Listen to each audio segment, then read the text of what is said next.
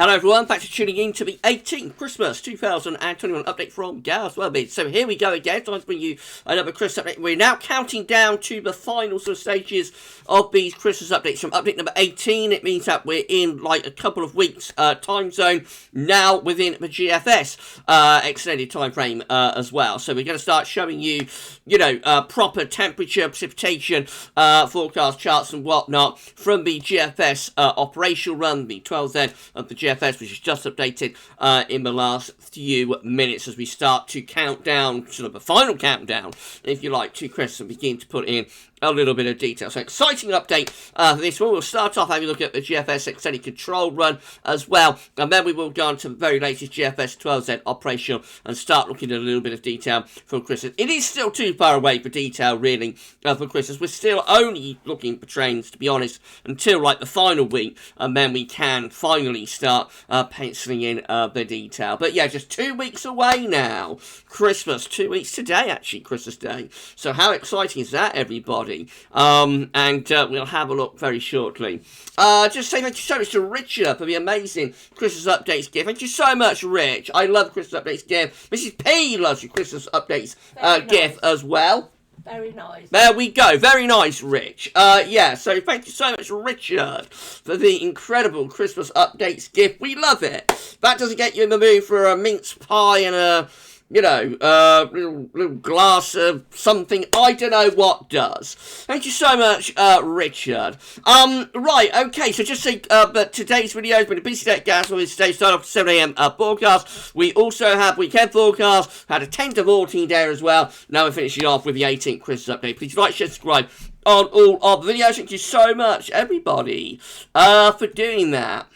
Right, so as I said in the end of 17th update, we are now finished with the CFS League 2, and I suspect most of you are saying amen for that. So we're just on to GFS data now, so we're going to start off with the GFS extended control run once again. So this was generated yesterday. There was a 24-hour delay on these, but this is what the extended control run was showing yesterday. So starting on the 20th of December, high pressure ridging north and pulling in some cold northeasterly winds there from the 20th, 21st of December. There's the upper air temperatures. They're looking really quite cold indeed. And then we keep wind in from the north as we go through 22nd of December, northeasterlies, high pressure to the northwest. That could bring snow showers, to eastern parts of the country. It is cold enough for that. And with the wind coming in from the northeast, you certainly wouldn't rule out the chance of snow showers there for southern and southeastern areas. Actually, a little area of low pressure forms across East Anglia there on the 23rd of December. I would not take that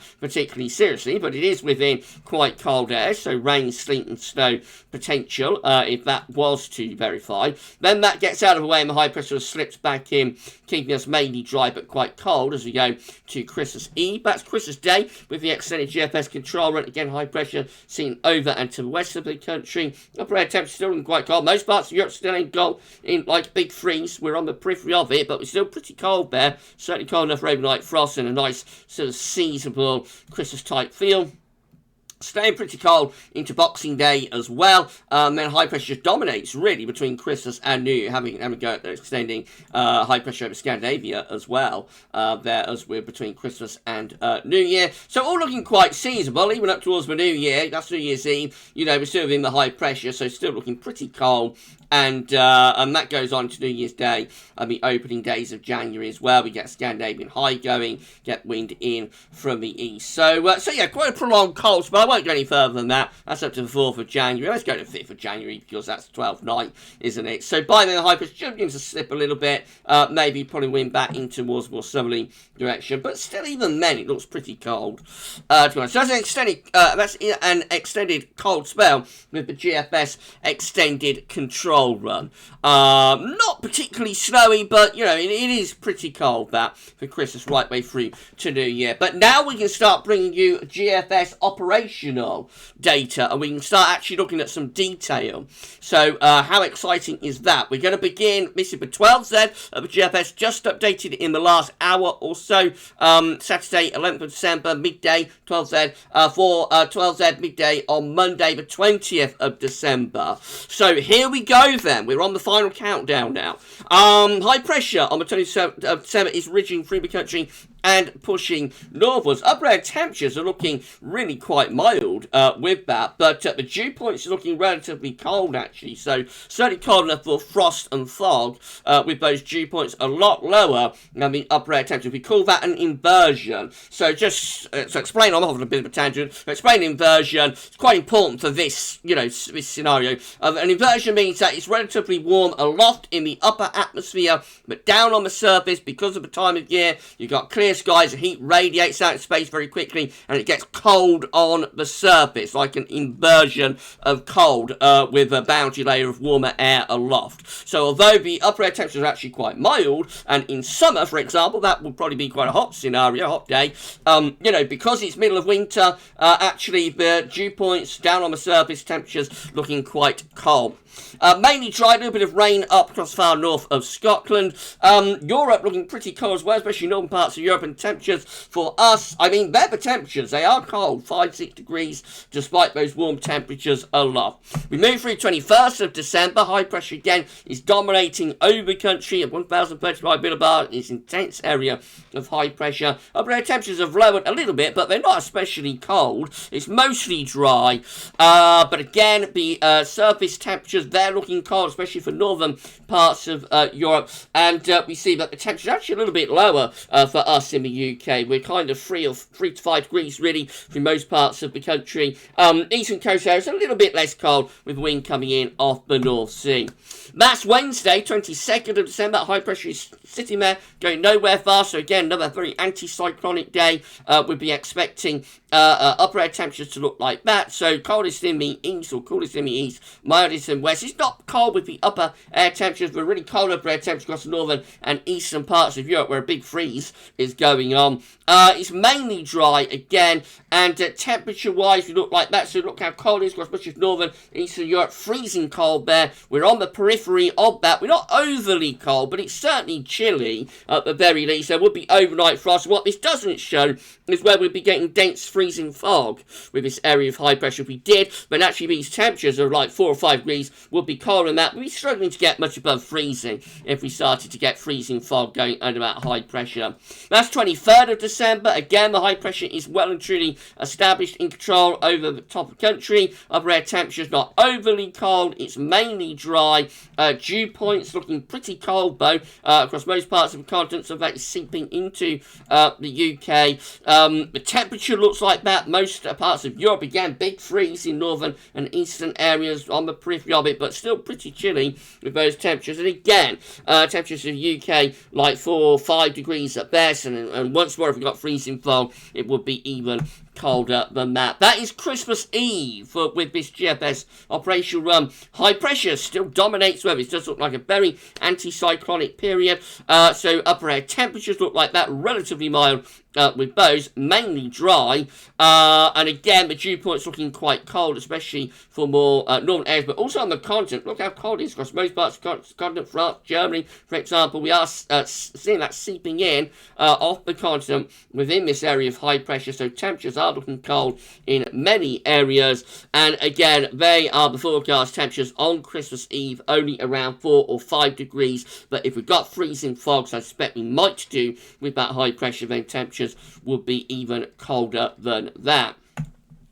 And that is Christmas Day on this GFS 12Z operational run. So Christmas Day, like the opening salvo, I suppose, for Christmas Day with the GFS operational within these updates. Looks like that high pressure remains well and truly in control of the weather. The upper air temperatures look quite mild, actually. That would be that'd be quite a warm summer's day if it's like 25th of June rather than 25th of December. But look at the dew points. They're going below freezing, not just for the UK, but through most parts of Europe as well. So this is a cold, cold surface area of high pressure. It might be warm aloft. And so, although there's a lot of dry weather around, there could be some freezing fog, of course. Temperatures are really subdued and quite cold across most parts of Europe, and they are the forecast temperatures on Christmas Day. Some places are struggling to get much above freezing there on Christmas Day. That will be our coldest Christmas Day, I think, widely across many parts of the country since 2010. And you know, it would be dry because high pressure is in control of the weather, but it would be a cold Christmas day. Now, Boxing Day starts seeing that high pressure trying to ridge back up towards Scandinavia again, trying to get the wind into the east maybe after Christmas. The upper air temperature on Boxing Day looking mostly dry. It's another dry day as well. Dew points are looking widely below freezing across many parts of the country. Serbia's temperature is looking really cold, especially over on the continent, but we're not far away from it. And again, it's another cold day with temperatures widely struggling to get above freezing across many central, northern and western areas. Anyway, it's a little bit less cold in the far southeast corner due to bring the air in from off the continent. And then finally, as far as we can go to with the GFS operational run today is to Monday 27th of January, which will be a bank holiday this year, of course, as will the 28th. The high pressure is still in there over Scandinavia and the winds are backing into the east. We've got extremely cold air sitting to our east, so are we about to going to freeze up between Christmas and New Year? I wonder, but certainly there's a deep cold pool sitting to our east waiting to be brought in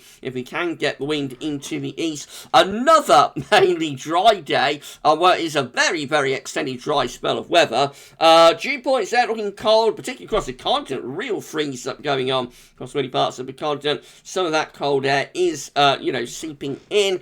Temperatures looking really cold across most northern, central and eastern parts of Europe. We remain on the periphery of the coldest of the weather, but even so, it's a cold 27th of December with temperatures only 3, 4 or 5 degrees at best in most parts of the country. There we go, everyone. So quite an interesting 18th Christmas update. It's certainly looking pretty cold, I have to say. Cold and anti-cyclonic, so cold and dry, I think, is what we're looking at on this update. But of course, it's a long way off. It's still 2 weeks away. So more, you know, updates are needed. This is not necessarily how Christmas is going to play out. It might finish up milder than this if that high pressure just collapses and we pull in a west or southwesterly by Christmas. Conversely, it could finish up colder than this. There is potential. If that high pressure really hooks in over Iceland, Greenland or Scandinavia, you know, watch out. There's some very cold air about, if you like. Watch out, there's some cold air about across certain parts of Europe, as we just saw around the Christmas period. So let's just wait and see where this is going. But it definitely looks, on this update anyway, dry and cold for Christmas. And a nice seasonable feel with plenty of frost and fog and all of that sort of thing.